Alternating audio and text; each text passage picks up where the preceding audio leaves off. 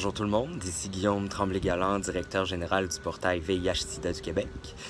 Ça me fait vraiment plaisir de vous recevoir aujourd'hui, enfin, en mode hybride, mais quand même un petit peu en présentiel. Donc, merci d'être là à notre Assemblée générale annuelle cette année. Donc, comme vous le savez, le portail, c'est un organisme sans but lucratif qui offre du soutien et de l'information au sujet du VIH-Sida et des autres ITSS à toute la population sur le territoire québécois. Notre mission est ancrée dans l'éducation du public, mais surtout des personnes qui vivent avec le VIH, et ce sur des sujets qui touchent le VIH-Sida et les autres ITSS. Comment est-ce qu'on fait ça? C'est en mettant à disposition de tout le monde des outils multimédia, en organisant des conférences, des formations, des ateliers, mais aussi avec notre offre de soutien qui se fait par téléphone, clavardage, texto. Donc ça vous a certainement pas échappé, mais ça fait pas très longtemps que je suis en poste. Donc en fait, j'ai succédé à Mathie Bombardier en septembre dernier. Et j'aimerais prendre un moment pour remercier Mathie qui, de septembre jusqu'à décembre dernier, m'a accompagné dans ma prise de poste et ça m'a été d'une aide vraiment inestimable. Je vais prendre aussi un moment pour remercier le conseil d'administration qui m'a épaulé avec confiance, avec bienveillance depuis le début de l'aventure. Donc, pour vrai, merci à tout le monde. Avant de laisser la parole à mes collègues pour vous présenter le reste du rapport annuel, je vais vous faire une petite contextualisation du VIH au Québec.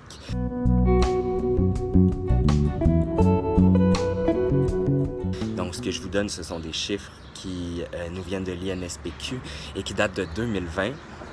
Alors, en 2020, on estimait à 17 500 le nombre de personnes vivant avec le VIH au Québec. On a aussi eu 515 déclarations de cas et parmi la population des nouveaux diagnostics, 54% sont des hommes qui ont des relations sexuelles avec des hommes, 21% sont des personnes qui sont issues de l'immigration et qui viennent de pays où on considère que le VIH est endémique. On a un 16% qui sont des personnes hétérosexuelles et qui ne viennent pas de pays où le VIH est considéré comme endémique. Et on a 6% qui sont des personnes utilisatrices de drogues injectables. En terminant, je veux juste souligner que je suis extrêmement excité par mon nouveau rôle, par l'aventure que m'offre le portail cette année, parce que vous allez voir dans ce qui vient, la présentation qui va suivre, vous allez constater que les réalisations du portail pour la dernière année et celles qui s'en viennent pour la prochaine sont vraiment plus qu'intéressantes. Alors je vous dis à plus tard.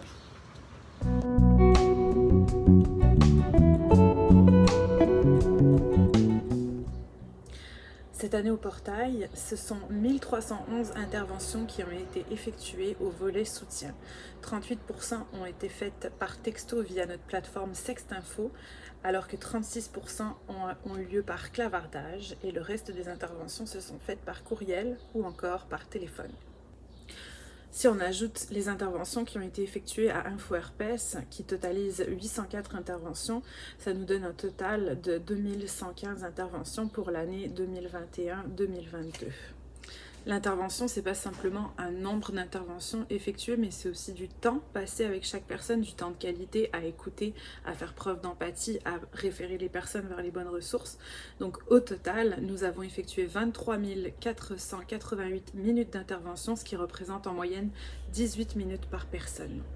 La plupart des thèmes qui ont été abordés durant les interventions tournent autour des ITSS, de la sexualité, des modes de transmission, des tests de dépistage, des lieux de dépistage, des traitements disponibles, de tous les enjeux autour du dévoilement ou de la réduction des possibilités de transmission.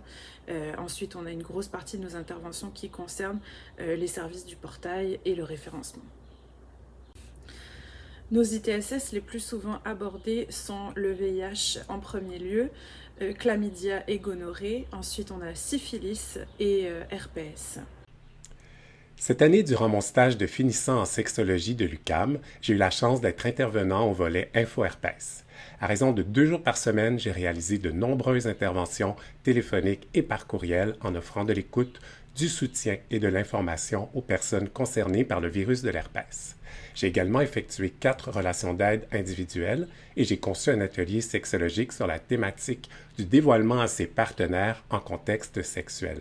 J'ai aussi donné 5 formations en collaboration avec Marlène.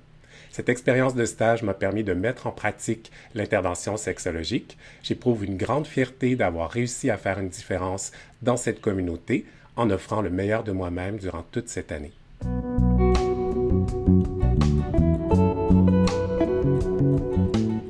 Bonjour, mon nom est Patrice et voici un bilan de la dernière année au volet Information. Cette année, nous avons continué d'offrir les 3 formations de base en ligne d'une durée de 2 heures chacune qui peuvent être suivies dans l'ordre qui convient. Nous avons également recommencé à offrir des formations en présentiel. Dorénavant, nous allons maintenir ces 2 types de formations en parallèle afin de permettre à un maximum de personnes de participer à nos activités. Nous avons également offert des discussions en ligne pour aborder des sujets connexes au VIH avec plusieurs invités spéciaux. Celle-ci se nomme les soirées causeries du portail et tout le monde intéressé par le sujet peut y participer. Une autre nouveauté a vu le jour cette année, le QUI égale IS, Connaissez-vous le VIH, qui est une activité éducative ludique sous forme de jeu questionnaire qui permet de mettre à jour ses connaissances tout en s'amusant. De plus, cette année, le portail a uni ses forces avec Miels Québec pour faire paraître la 3e édition de la publication L'essentiel du VIH, qui vulgarise les informations indispensables à connaître. La publication a été traduite et est maintenant disponible en français et en anglais, en version PDF pour téléchargement et en version imprimée.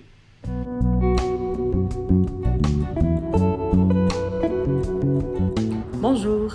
La mission du volet contenu, c'est d'offrir de l'information fiable et vérifiée au public concernant le VIH et les autres TSS, mais c'est aussi de faire des recherches et de trouver des moyens toujours plus innovants de rendre accessibles ces informations-là pour le public, entre autres en faisant un balado, en envoyant des infolettres pour les prestataires de soins de santé, en écrivant des articles sur notre site web, en créant des publications sur les réseaux sociaux comme Instagram et TikTok.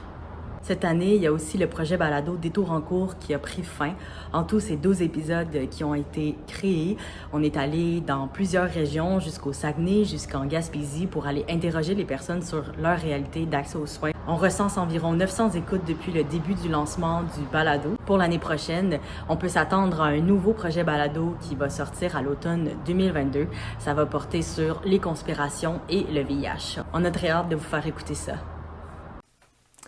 Salut, je m'appelle Nancy. J'ai joint l'équipe du portail VIH en avril 2022 à titre de documentariste. Donc, je travaille actuellement sur la réalisation d'un projet documentaire qui vise à contribuer à la déstigmatisation du VIH. Plus précisément, on est en train de faire de la recherche pour développer le projet et pour explorer l'impact de la création artistique et des projets médiatiques dans les mouvements militants autour du VIH au Québec depuis les années 80 et l'évolution de comment on utilise l'art et la création médiatique pour militer, en fait, pour le bien-être des personnes vivant avec le VIH. Donc voilà, j'ai hâte de vous partager plus d'informations sur le projet. Merci! Bonjour à tous, mon nom c'est Jeanne et c'était moi la coordo de la recherche sur le projet de recherche communautaire que le portail a mené l'année passée au sujet des réalités financières des personnes qui vivent avec le VIH au Québec. Les témoignages des personnes qu'on a rencontrées ont mis en lumière plein d'enjeux, mais ce qui a été surtout frappant dans la recherche, c'était de constater que malgré la diversité des témoignages puis des personnes qu'on a rencontrées, leur expérience finissait toujours par se rencontrer sur certains sujets. Donc ça nous a permis de voir qu'il existe encore aujourd'hui un lien très fort entre le VIH, la santé, puis l'accès aux revenus. Puis ça, même à cette ère où on a des médicaments tellement efficaces, où on a l'indétectabilité et tout ça. Je vous invite à aller lire le plaidoyer qui se retrouve dans les pages centrales de notre rapport d'activité version écrite pour approfondir un petit peu tous ces thèmes-là, mais aussi pour connaître les suites de la recherche parce que maintenant, notre objectif avec tout ça, c'est de partager ce qu'on a appris, puis surtout de se mobiliser pour venir déconstruire ça, ce lien-là entre la pauvreté et le VIH qu'on observe encore beaucoup trop dans nos communautés.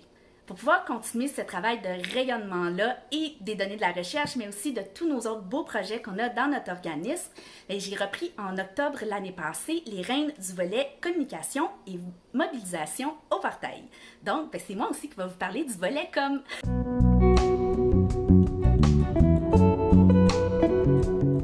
Notre visibilité est toujours en hausse pour 2021 puis 2022. On a dépassé les 1000 abonnés sur Instagram, puis on a plus de 2500 abonnés sur Facebook. Mais surtout, nos publications ont été vues plus de 20 000 fois sur Instagram, puis plus de 50 000 fois sur Facebook. On est vraiment ravis de voir que le VIH et la santé sexuelle, mais ça continue d'être des sujets qui intéressent les internautes. Puis on est super motivés de continuer à produire des contenus dans ce sens-là pendant l'année qui s'en vient. Notre site web aussi marche super bien. Il a été consulté près de 400 000 fois par environ 125 000 visiteurs uniques. Toute l'année, on a continué de le mettre à jour, soit en écrivant des articles en lien avec l'actualité, en créant des infographies ou en créant des nouvelles fiches ITSS, puis ça, pour que toutes les personnes qui le désirent puissent accéder à de l'information fiable et vulgarisée, puis ça très facilement. On a aussi commencé à traduire certains de nos contenus vers l'anglais, donc on a ajouté une section English sur notre site web, puis on va pouvoir continuer à l'étoffer d'année en année. Finalement, le portail était présent puis a collaboré sur plusieurs comités, activités, initiatives, et ce pendant toute l'année avec plusieurs partenaires. Par exemple, on a participé à plusieurs marches et manifestations, on était présent aux journées communautaires pendant la fierté l'été passé, on était là à la vigile du 1er décembre, puis on a participé au Dépistafest. Notre DG Guillaume est aussi allé présenter notre carte des dépistages à l'émission en ligne sur Télé-Québec. La vidéo est quelque part sur nos réseaux, donc vous pouvez aller voir ça si ça vous tente. Voilà, merci beaucoup de nous avoir accompagnés pendant toute l'année, puis on se revoit en ligne sur les réseaux. Bye!